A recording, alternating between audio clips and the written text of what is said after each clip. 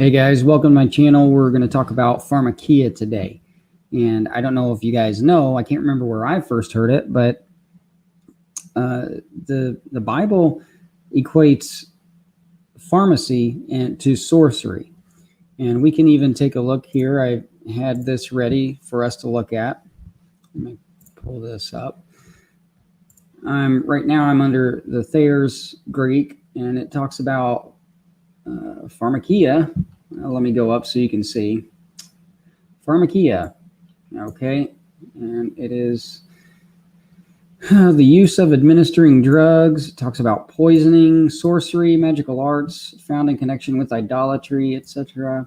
And then Strong's talks about literally being medication or pharmacy, magic, sorcery, witchcraft, okay.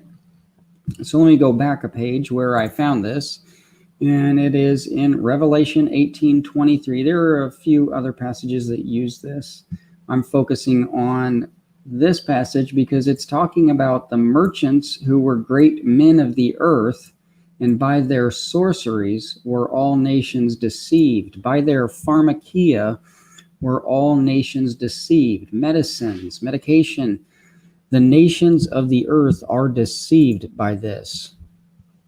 And I immediately think of some of my former Christian friends, or I shouldn't say former, I should just say former affiliations, still friends, who pray for vaccines, who are praying right now for and they'll word it. I've seen people post things on social media that say, we are praying that God can use intelligent men to bring us a vaccine. And it's almost like, you know, they go back to Luke was a doctor, so we need to trust the pharmacy or the pharmaceutical and the doctors, the people. They are trained for this. And that's a little bit of what I'm going to talk about today, is how we trust people with the degrees. All right. Real quick, let me go back to Enoch chapter 7, because that talks about the angels who taught them charms and spells, talking about the angels who, the watchers that came down, united with them. If you want to know more about that, see, I have another playlist for that. But the watchers came down, united with women. While they were here, they taught men how to do a lot of things, okay? And Enoch 7 verse 2 says one of the things was charms and spells, cutting of roots, and they made them acquainted with the plants. Okay, so sorcery, medication, pharma, all throughout time, it has been, I mean, this whole image of witches and wizards making all their concoctions in a pot, roots, throwing mushrooms in there, all kind of things, bugs, animals, different things in different parts of different, and that's the crazy part, is that it resembles it so well. It depicts what's really happening in the pharmaceutical industry, all the ingredients that they're putting in there. But I'm getting ahead of myself. It's sad that we trust doctors who prescribe medications for their patients' ailments. And it's like, if we have any issue, whether it's physical or psychological, there is a pill to fix any problem. This is just the mentality today. We blindly trust the doctors who have the degree. And that's what I was talking about when I said a lot of my Christian friends pray that God will use these intelligent people. They were trained for this. Luke was a doctor. And it's like, it doesn't get much deeper than that. They just assume that because Luke was a doctor, that God uses pharmacy to heal people. Okay, and we can get into that debate whether or not people have faith that God. I mean, I've heard a lot of things, and I think that's how it comes up. People say, well, why don't we see a lot of the miracles? Well, Luke was a doctor, and God a lot of times uses medicines to heal people. And so I don't know, we don't have to argue about that. I'm just going to show you a few different things that I have found, the things that I journaled, And if you watch the 2 videos ago, actually the last 2 videos, one was the intro. It talked about mine and my wife's experience coming into a lot of these things, dealing with the doctors who we dealt with, the pediatricians who were pushing formula when we told him that we wanted to. My wife wanted to nurse, and he was like, "That's not good enough. He'll suffer brain damage if he does not get enough." And he was pushing this formula because formula companies give these doctors a kickback for that. So the pediatricians are basically the salesmen for it. And that's what's happening with other drugs too. But our mental conditioning is the same. We are trained to think that these people who have the degrees are the experts when they've had more indoctrination than we have. It's almost like the more indoctrination you have, the more qualified you are. So, and the entire system it's established by the elites. So the information with which the medical students are provided, that is what establishes the bar that they're measured by, okay? Doctors don't know about nutrition, guys. Doctors know about medicines, okay? They don't receive adequate training in vitamins, and they are steered completely in a different direction. The information that they're given, it comes from the pharmaceutical companies. Those, the doctors are, before they're doctors, when they're in medical school, these pharma companies are marketing their medications, and they invest in medical schools, all right? They don't just grant them large sums of money. They provide the universities with the information that promotes their research, okay? So basically, medical students are given information from the companies who manufacture the product, and including like the chemistry and the physical reactions to the chemicals. They're basically trained as pharmacists before they're trained as medical doctors, all right? It's basically a concentrated learning, and it creates this bias to drugs over natural remedies. And excuse me, even with me, I have it's an autoimmune disease. It is an inflammation condition. It has been compared to fibromyalgia. I don't think it's as serious as that. I was on steroids for a long time. I quit taking my steroids about 2.5 years ago. And the thing is, I told the doctor I wanted to start doing natural, I can't even remember what I was looking into at that time.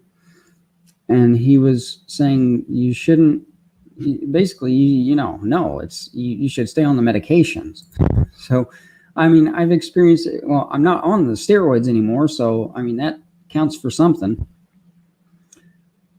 But that's just the mentality. They don't know any better a lot of times. And a lot of times they're being paid to sell drugs. They're legal drug dealers.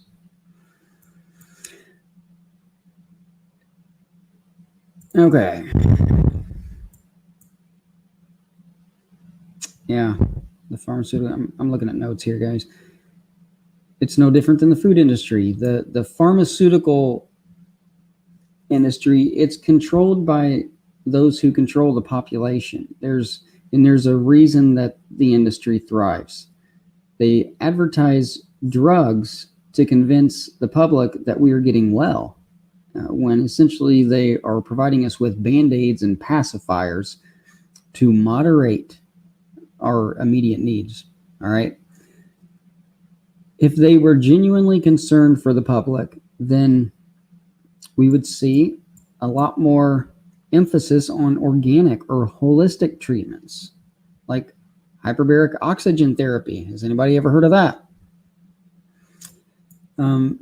I wrote about a guy who was a medical doctor, and he came into the knowledge of a lot of this holistic healing, and he talks about the hyperbaric chamber on his website. It's something he offers now. He is the founder of Utopia Wellness, and I believe that's somewhere in California. Dr. Carlos Garcia, MD of Utopia Wellness. He came to realize that a lot of these traditional medicines were driven more by profits. A lot of people are coming into this knowledge. They're like, oh, yeah, it's a business. And so he kind of steered his whole, I don't want to say business. He realized it was a business. So he started using his profession to heal people. Okay. It was back in 1996 when a lot of this, when he was coming into these, coming into this realization, when he founded his new practice. But this hyperbaric chamber, it it shrinks. If you know what it is, it's basically a chamber with where the oxygen levels are increased, and oxygen heals. Oxygen, it can cure cancer. Okay, if you want to know why people were living so long before the flood, that has a lot to do with it. Now, a lot of creationists talk about this, and they were likening the Earth to a giant hyperbaric chamber. Okay, and I can't do them justice, but if you know who Steve Groman, if you know who, I don't know if Kent Hovind talks about this, but Steve Groman is another creationist who talked about it, and I think he's partial to this form of treatment because his brother had a brain tumor and he was cured of this through hyperbaric treatment. Shrink it down to nothing. Okay, let's talk about cancer for a second. Let's talk about treating it. Cancer, and this is a little excerpt that Otto Warburg, I got this from him, and he says, cancer, above all other diseases, has countless secondary causes, but even for cancer, there is only one prime cause. Summarized in a few words, the prime cause of cancer is the replacement of respiration of oxygen in normal body cells as by a fermentation of sugar.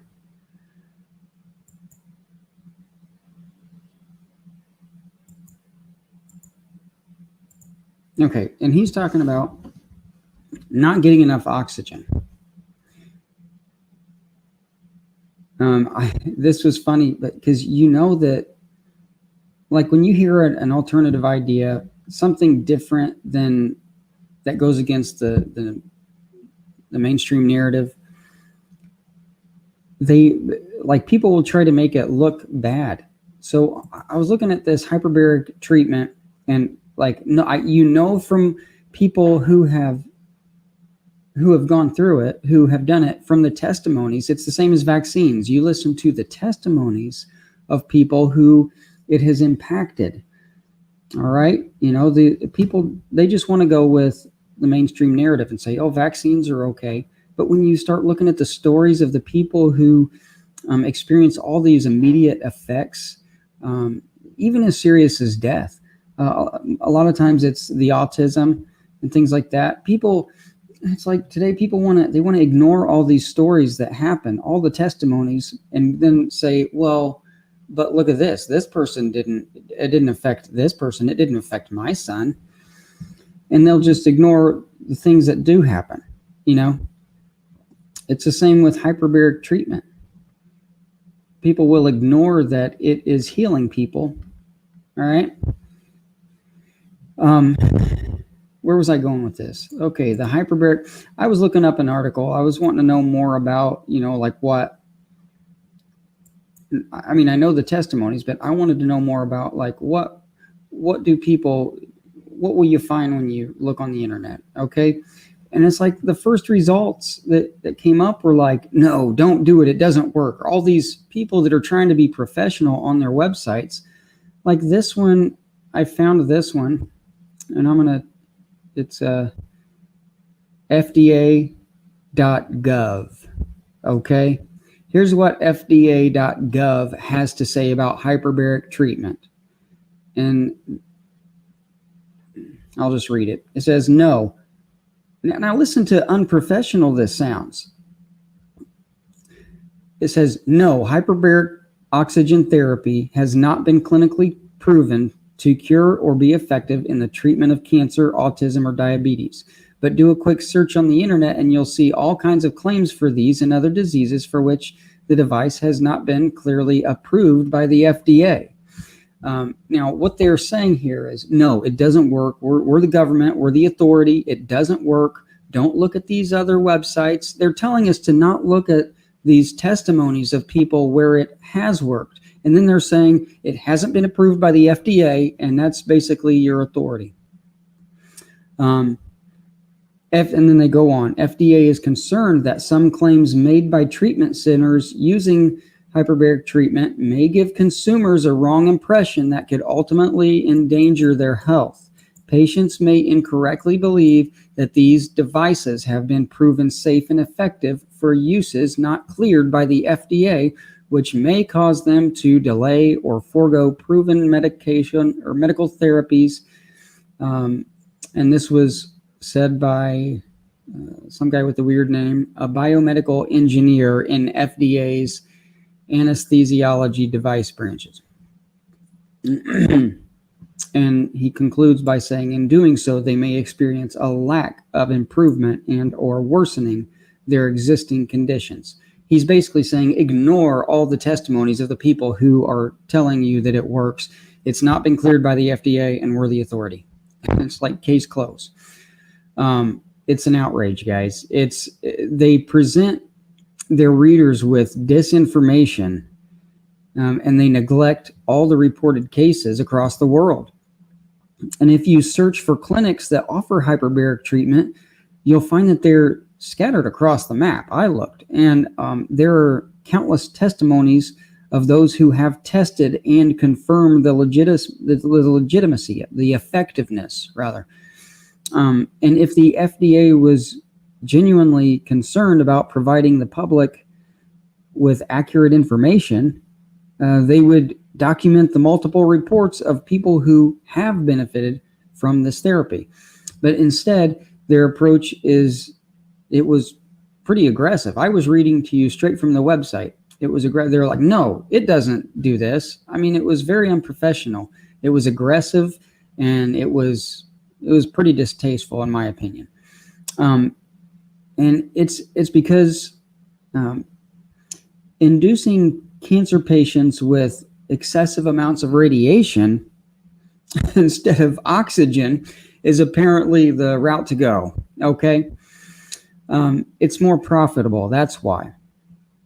Okay. There's damage caused by chemo. I mean, it's obvious. They generally require long, first of all, they require opioid medications while they're doing this, like morphine and oxycodone and methadone, things like that. Not to mention the antidepressants and the anti-seizure medicines and steroids, okay? But then again, prescribing medications to numb the population, that fits right into their plan, okay? But most people, they don't really consider why cancer patients often turn out worse than after their chemotherapy.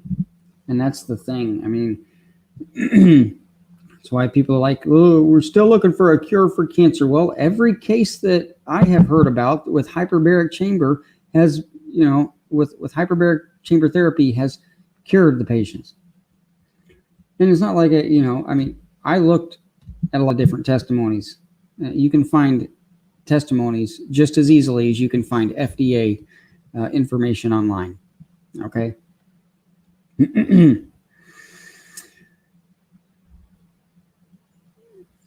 This is good. Considering that radiation causes cancer. It makes sense. Yeah, that's the thing. Radiation causes cancer, but they use radiation to treat cancer. I mean, have you thought about that? Has anyone thought about that? No, because nobody knows. They just trust the doctors who are treating them with radiation. Okay, I got on Macmillan Cancer Support, and I found this article.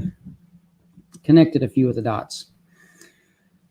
Some cancer treatments, such as radiotherapy, can cause damage to healthy tissue around the area being treated. Excuse me. Usually, that tissue damage heals normally over time, but sometimes nearby blood vessels lose the ability to support enough blood to the healing area. When the blood supply is limited, cells do not get enough oxygen. This slows the healing process even more. Okay. If you know anybody with cancer, show them this video.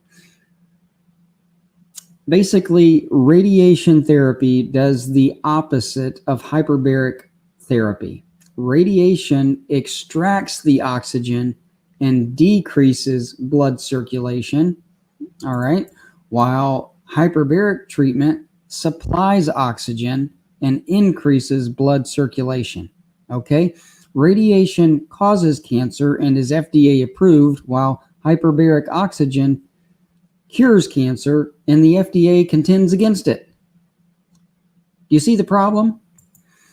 It's like it's only an elite controlled entity like the FDA would approve something to treat cancer when it's been proven to cause cancer. All right. It's basically a shift from homeopathic medicines to allopathic medicines, if you've heard those terms before. Homeopathic meaning that which is natural, dealing with the root cause of a given illness, and allopathic meaning the conventional Western medicines, and they contain all kinds of synthetic chemicals. So basically, homeopathy is geared towards resolving the issue, while allopathy is it's designed to basically relieve symptoms. Allopathic medicine is a band-aid for a recurring problem. It's how the pharmaceutical industry, it's how they thrive, creating customers, not patients. And they want people who are more interested in having instant relief by reducing their symptoms. So I'm going to stop it here. I'm going to break this up into two or three sections. If you know anybody with cancer, show them this. Let them consider some of these alternative routes to go. And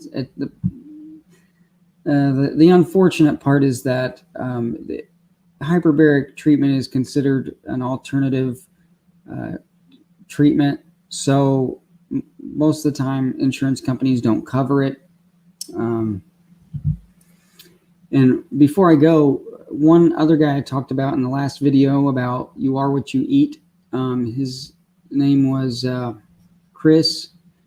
Can't remember his last name now, but he's better known by chrisbeatcancer. Whatever, chrisbeatcancer.com probably. And he had stage 4 cancer, and